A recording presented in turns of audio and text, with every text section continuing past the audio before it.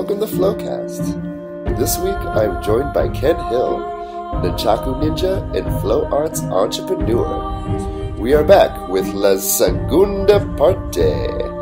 On this episode, we really get into the philosophy of Flow Arts and Nunchaku. This is Flowcast, produced by Vesica Multiversal.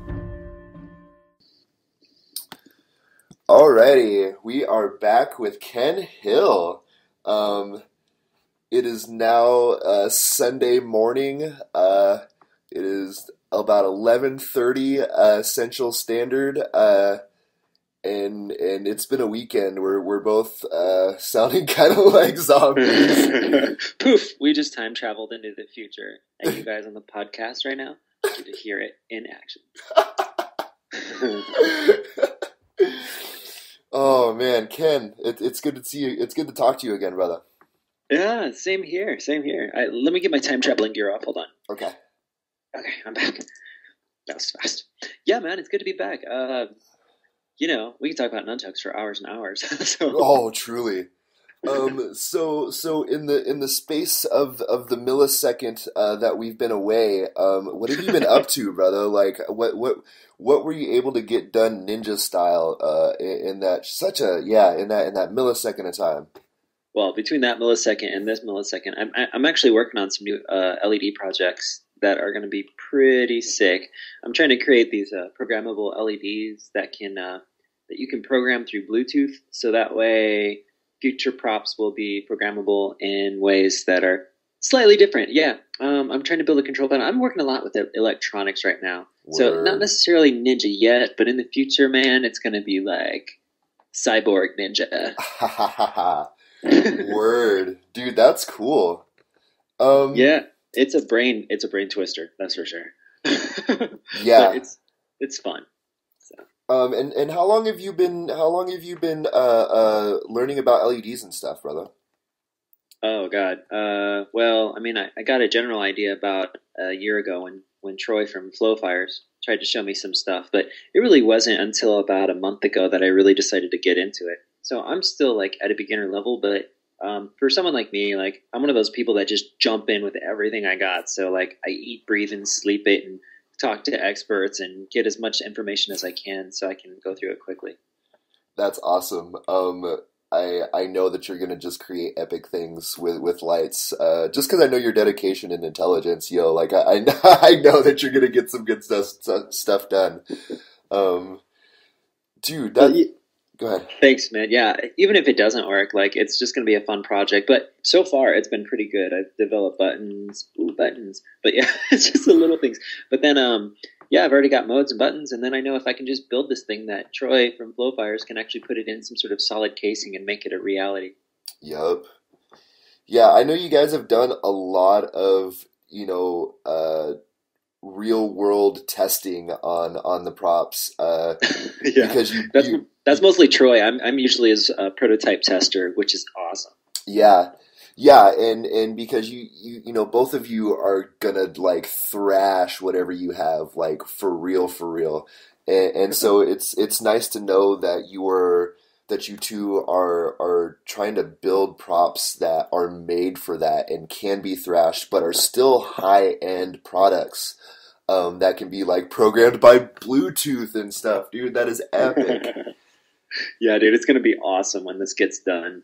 Building the control panel is going to be a pain, but I think in the end it's going to be pretty sick if you can create like music choreography, kind of like the same way someone would do a DMX. Yeah, dude. Yeah.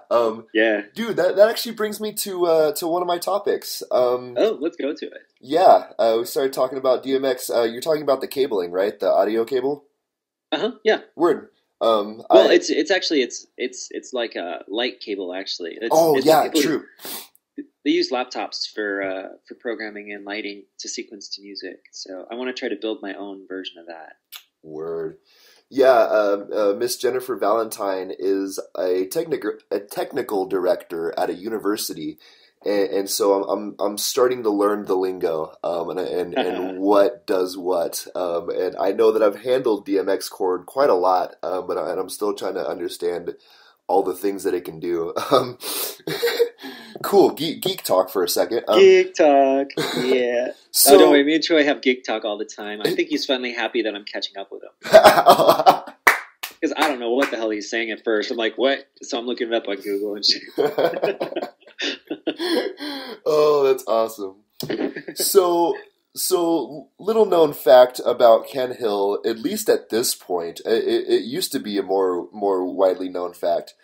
But Mr. Ken Hill is quite the musician, and it has an AKA of Soulwire. Could you tell us Could you tell us about Soulwire and that sort of facet of Ken Hill? Yeah, thank you. Yeah, Soulwire is the reason why I spin fire. So they go hand in hand, you know.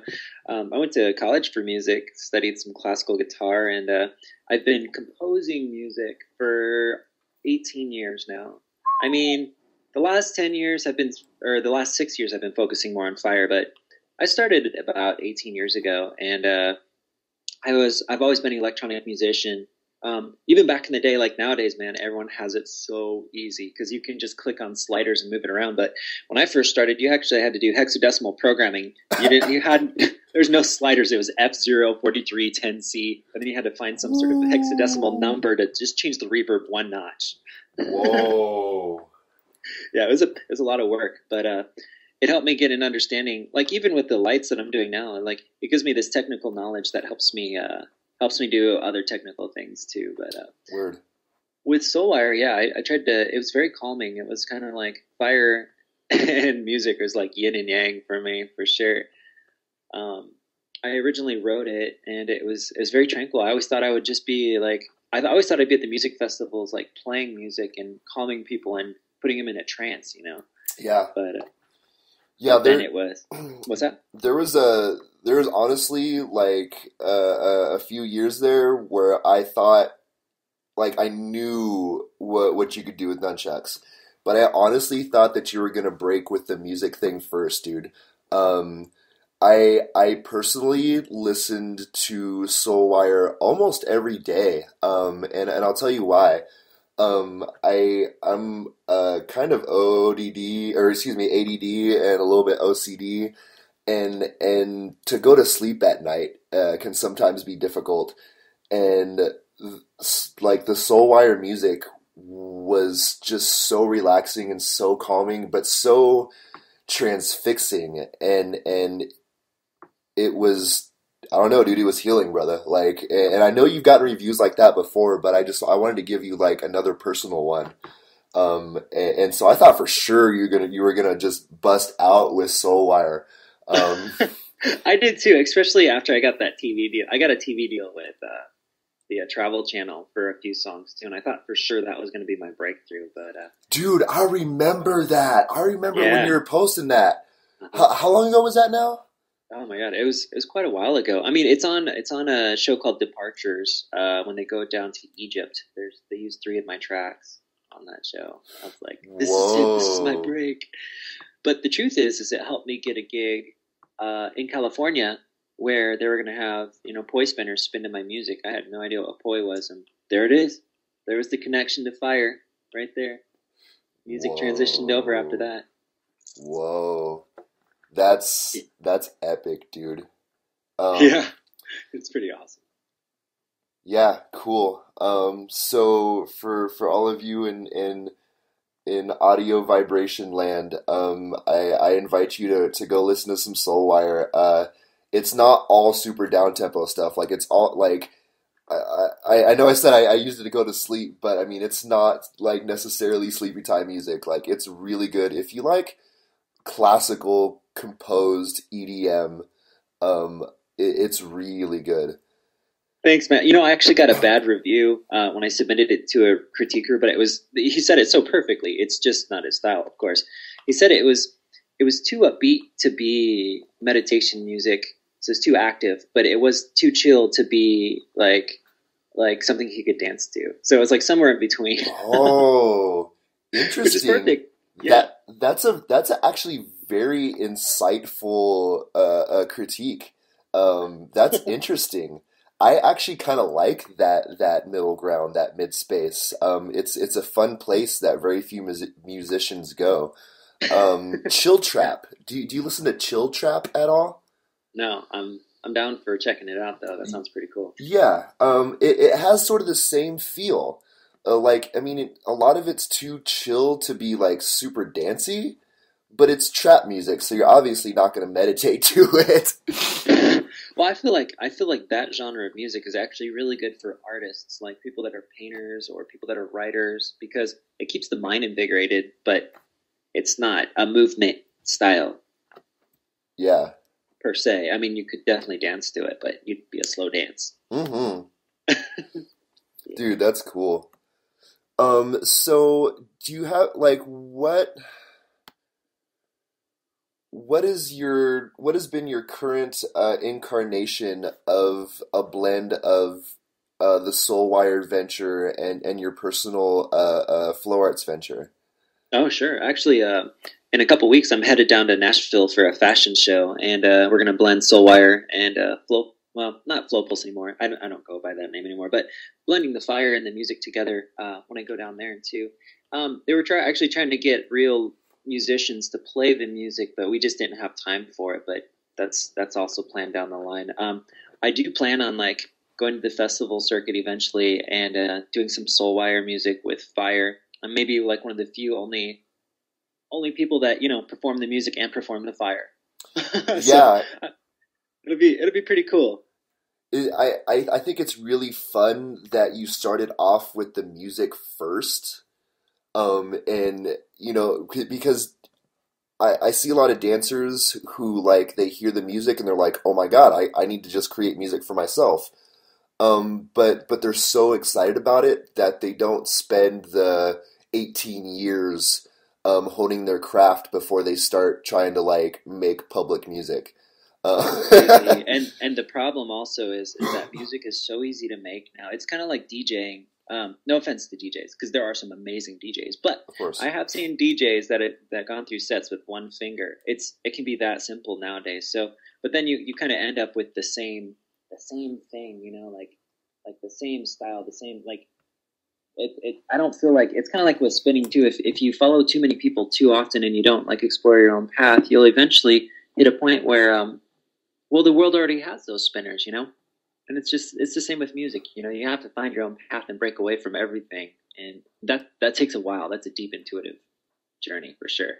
Word. How do you plan your path of breaking away from everything? Like, how do you approach that in your personal path? Well, I kind of have an advantage to that because I have a hard time learning what people teach me. I've always, I used to think I had a learning disability because I Word. got horrible grades in school. I Word. mean, I failed music theory three times, no, two times in college. I Are just you, kept taking it over because I was stubborn.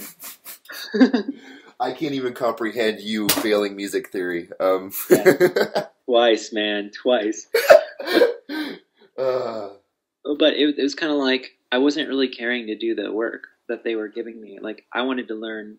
I went to college because I wanted to know music in my own way, and I definitely picked up the things that I felt like were the most important. Unfortunately, the college didn't feel that way at all. yeah, it's interesting. I had very similar experiences. Mostly in like elementary school, middle school, and the quarter of high school that I actually went to. Um, I did very, very well on the tests, but the homework bored me. I didn't understand it, and Right. I was so young that like nobody could explain to me properly why I should do homework as opposed to go outside and rollerblade. No, Uh, that totally makes sense. And I also think that, like, especially as performers, as spinners, I'm sure we have a lot more spinners out there who would rather feel something than be told something. truth, man, And truth, that's learning, we just learn kinesthetically. dude. That's awesome, and it's interesting. How many flow artists there are who have had sort of that struggle in school and think that they have some sort of like learning Oh, disability because of the way yeah. that their mind works. And honestly, it's getting better. We're starting to learn about learning styles and teaching styles, and which ones correlate to which ones, and it's getting better. Um, but the flow artist mind is definitely unorthodox, Yeah, it is. and needs a lot of stimulus to like be fulfilled, I guess. And it's it takes a lot to get the motivation, and after a while, like teachers don't understand it, and they start to get frustrated with you, and you start to like wonder if you're a good student or whether you're smart or not, and it really makes you question your own intelligence when you're so unorthodox. Especially when you're young and if you don't have the support. But man, that is like the gift. I mean, it's a gift if you. It's all circumstantial. Like whatever circumstance, you just have to put yourself in the circumstance where that type of thinking excels, and then all of a sudden you will just blast through it. Word. Um, Oh, but yeah, that's to answer your question. Is because I have a problem learning. It's really easy for me just to not even watch videos and just to like sit there and just play with ideas and thoughts to come up with moves. And so that's for me. That's how I find my own style. Is I usually don't watch videos. Sometimes I do, but for the most part, I just kind of sit around and play and find other people that aren't really interested in like following any trends or anything, just playing until something new comes out of it. You know. yeah. It I Go It's ahead. like Discovery. I feel like we're like sailing this ship in the middle of space looking for like this new planet or something. Oh, that's awesome. And it sort of speaks to like we have an epic online community, but there really is Totally. no substitute for just going outside and spinning some stuff. And I one of the fears that I have from the explosion of the online community is that people are so busy on the couch researching stuff and trying to see what other people have going on, that they're not like outside actually like practicing and finding out those moves that would come from just spinning some stuff. I agree 100% that we should be like the only thing that matters is your intuitive connection to that, and that can't be done except for if you're actually just out there doing it. And also, I think the technical like giving things names, like it's kind of like a language, you know. Like when you're a baby, you had no languages at all, so you like observed everything. But then as you learn languages, you actually kind of start to limit your perception of what you can actually speak and say because you're trying to learn this language. So I almost feel like sometimes it can be limiting if you try to learn too much because you'll be stuck within the language of what others have created. Word. Dude. Okay. So this brings me to a fun topic. Um, what are your thoughts on the technical language that is being created to describe flow arts, and how do you see it gaining traction in comparison to like when we talk about moves like the double dragon Uh, or or yeah, those more moves that were or like the cyclone or the twister or the whirlwind or the lasso right. or and how because I mean you're pretty relevant in that world, and nunchucks definitely have the mix of that more technical talk and the more poetic talk. And so, what are your thoughts on that? Well, I think it's a good thing, but just also don't take it too seriously. It's just a thing. It's just like music theory. Like theorists would watch these. I mean, where did music theory come from? They didn't build music theory first, and then the amazing composers came from that. It was actually it's the other way around. It's like people were trying to figure out, well, what makes this guy sound really exceptional? You know, I think music theory is kind of like the same thing that's happening with the flow arts community too. Is they're trying to say, well, how did that work? How do we break this down? But in the end, like music is about passion and it's about how you can express it. So it's definitely good though because when you're teaching it, it's really good to have those definitions down. But it's just like even with music, you become the musician when you throw it all away and you just go into that state. Yeah. Do you think that there is a need for a more universal language that sort of dispenses with a poetic or symbolic way of describing things, but something that's more accurate, more objective, and something that could be almost like taught in like a university setting. 100% I agree. It's just like with music theory. I agree with that 100% that there should be something out there that people like who have no understanding about spinning could go to and get a really good idea about it. I just also think that it's important to break away from it when you're done. Word. It's like Bruce Lee, man. It's just like Bruce Lee. Like you learn your style so you can break free from it. That's the ultimate goal. Damn, dude. Yeah, well said. So I want to sort of get a sense of the flow arts life of Ken Hill. So what do your practices look like? How often do you practice a week? How long do the practices go? And how are they structured, like personally for you? That's crazy. It's chaos. It's chaos incarnate. I mean, for me, like I still try to do music, and I do about I do like 100 different things in a day.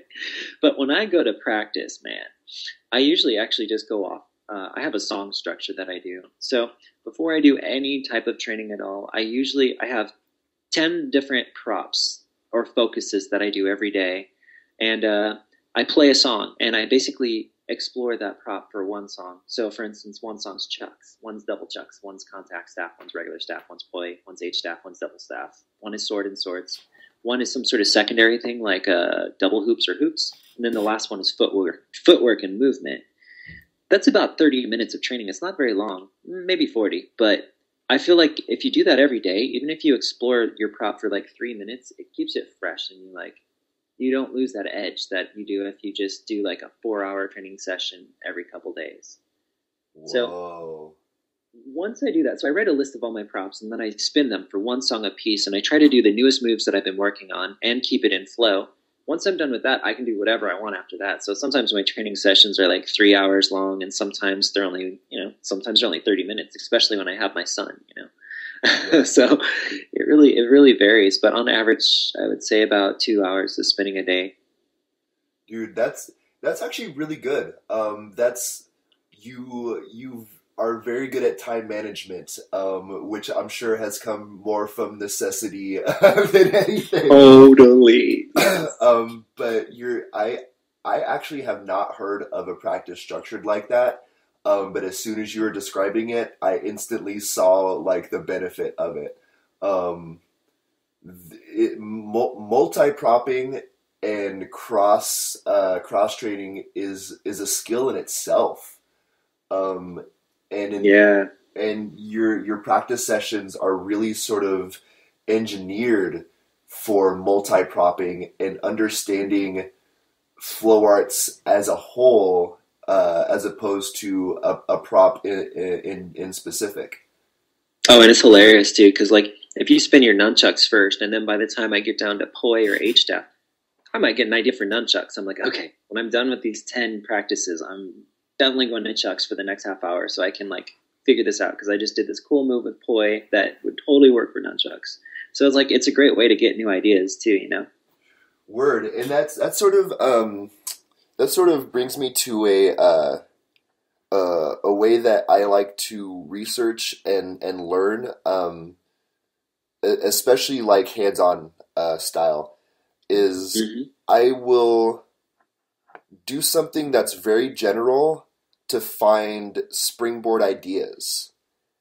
I do this in research for school. I do this in all of my research and all of my exploration. Like, I'll just go over super general concepts to find ideas that really resonate with me to springboard from.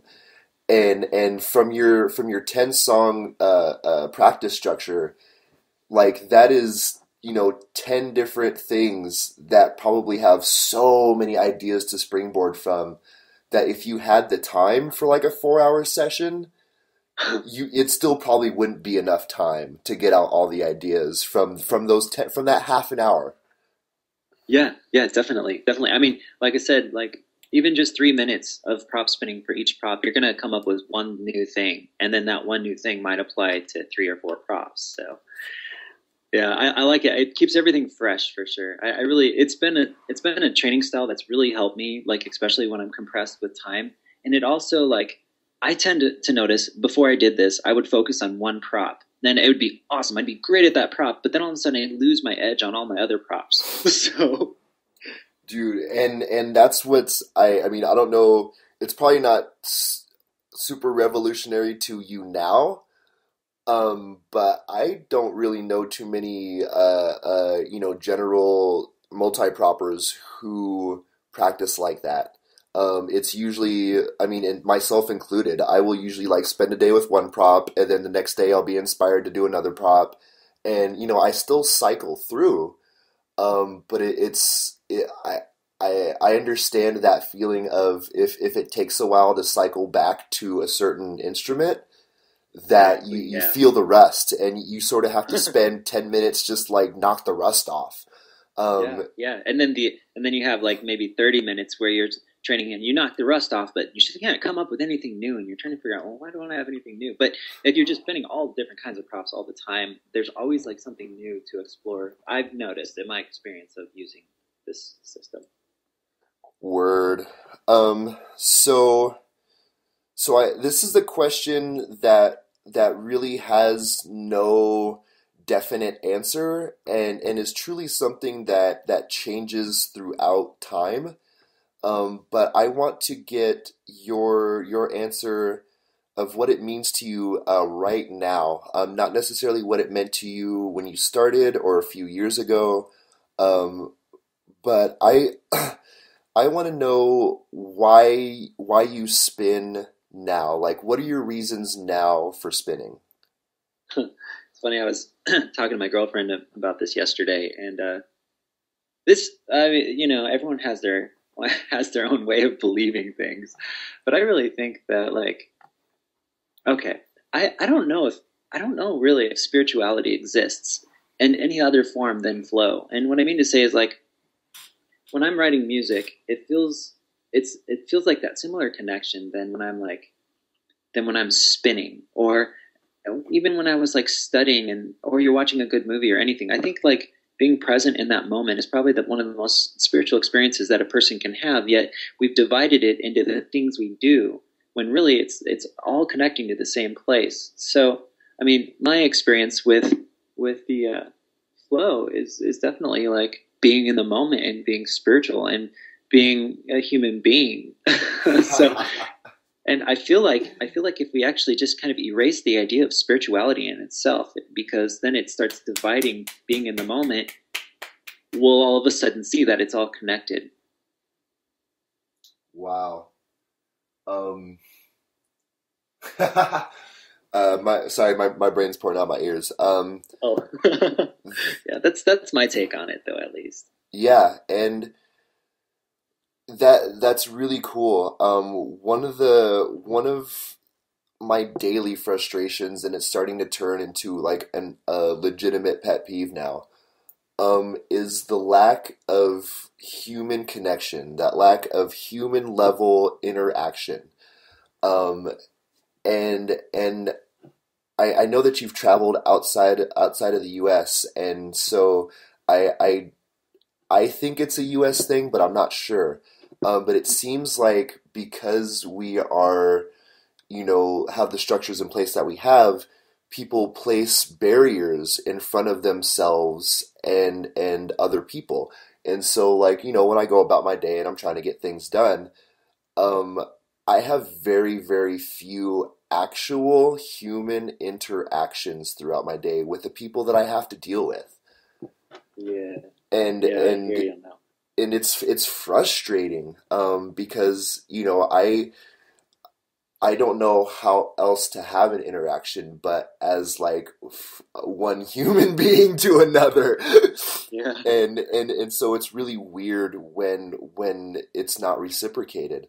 And it's nice to see that like it's cool to hear that through the path of flow in whatever incarnation it takes, that it can lead you to a more human understanding of the world and more human interactions. Yeah, man. That's what we are, you know. That's I think there's a lot of conditioning, and the idea of success really in our country has a lot more to do with like what you become than actually just being a human expressing himself, you know. So I feel like though in the end though, like your true happiness, your state of happiness doesn't come from that though, really. I mean, that's a short-lived type of thing where you just have to keep acquiring because it never ends. But once you find that humanity or that tap into there, then it's kind of an everlasting, ever flowing thing that you can just keep creating and reciprocating. Definitely. Awesome. So I have one last question for you. I know it's Sunday, but we still so much to do. Right. Whew. Okay. All right. So where okay. So I'm gonna make this one good for you. Where do you see the Flow Arts community in 5 years? Where do you see the movement being? You know, I can see it going in several different directions. I think the most important thing is as anything gets bigger, like we can take yoga for instance, we have to make sure that we don't turn it into a competitive thing. We have to just make sure what's important. I think it's really important because as anything gets bigger, it's easy to lose track of what's really important. So if we keep track of that, we will be an extremely strong, tight-knit community. If we lose track of that, it'll be, and I'm not saying like yoga isn't that way, but there's many branches of it now, and there's some people that talk about others, and you know what I'm saying? It gets to the point where it just becomes another American thing. It's like a martial arts. It's like a martial arts. Like my yoga is better than your yoga. Exactly. Ego, you know? And I really love, like, especially when I first started, and I've already seen this happen, and I'm sure you have too. Like, when we first started, man, it was just support. There was just support. There was there's no bickering or arguing, really. Nope. It was mostly just support. Now, I kind of see a little bit of a division now, but not as bad. But it really depends on our intentions for why we do it. And if we keep the intentions true, though, we'll just become stronger, and we'll make huge waves and marks into this world, you know, and we'll free a lot of people. Yeah. Yeah, I like to think of Flow Arts as sort of like the Nebuchadnezzar, and you know we're just out there. You know, if the mind is ready, man, we got some nunchucks and some poi and some H staffs and Yeah. all the things, man. We can help you. Word. This has been. Oh, go ahead.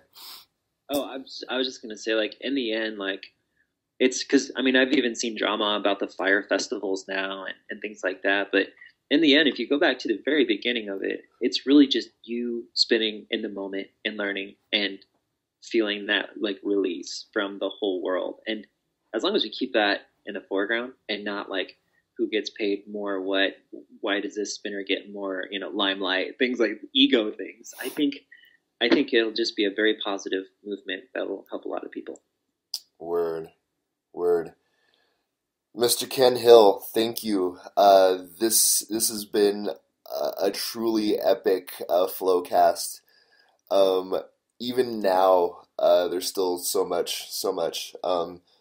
But this is I feel like we have a complete episode now. Yeah, feels really good for sure.